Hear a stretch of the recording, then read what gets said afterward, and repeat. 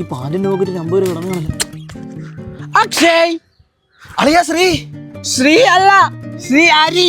അളിയന് ശ്രീഹരി എന്ന് വിളിക്കുന്ന ഇഷ്ടം. എന്റെ കല്യാണമാണ്. അളിയാ എനിക്ക് പെണ്ണ് കിട്ടിയാ? എനിക്ക് പെണ്ണ് കിട്ടി. നീയും വൈഫും അങ്ങ് എത്തണം. അളിയാ എനിക്ക് വൈഫില്ലടാ. എന്റെ വൈഫില്ലെന്നോ? ഇപ്പോൾ ലൈനുണ്ടോ? ലൈനും ഇല്ല. ലൈനുമില്ല, വൈഫുമില്ല. സൂപ്പർ സ്റ്റാറിന് ഇപ്പോൾ ഒന്നുമില്ല. പണ്ട് കോളേജിൽ ഡോണായിരുന്നു, സൂപ്പർ സ്റ്റാർ ആയിരുന്നു. അത് അന്ന് മാസല്ലായിരുന്നടാ. ഞാൻ ഓർക്കുന്നുണ്ട്, വരാന്തയിലൂടെ മാസ് കാണിച്ച് നടക്കുമ്പോൾ ചിഞ്ചുവും മഞ്ജുവും ഫാത്തിമയൊക്കെ സൈഡിൽ ഉണ്ടായിരുന്നു. അവരെല്ലാം പോയി, എനിക്ക് ജോലി ഇല്ലാത്തോണ്ട്. ജോലിയുമില്ല, പെണ്ണുമില്ല, ലൈനുമില്ല.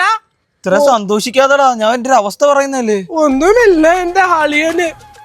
കോളേജിൽ സൂപ്പർ സ്റ്റാർ ആയിരുന്നു എന്റെ ആളിയൻ.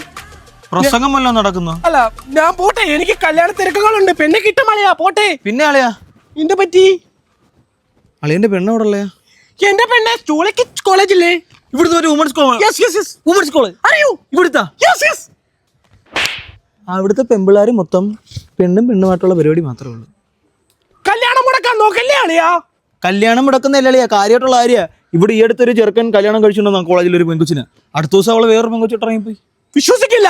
നീ വിശ്വസിക്കണ്ട, നീ പണ്ടേ മൊണ്ണേ. അതുകൊണ്ടാ നീ പണ്ട് മൊത്തം കുഴി പോയി ചാടുന്നത്. എന്റെ രാജലക്ഷ്മി നിന്റെ രാജലക്ഷ്മി വല്ല രാജകുമാരിയായിട്ട് പോകും.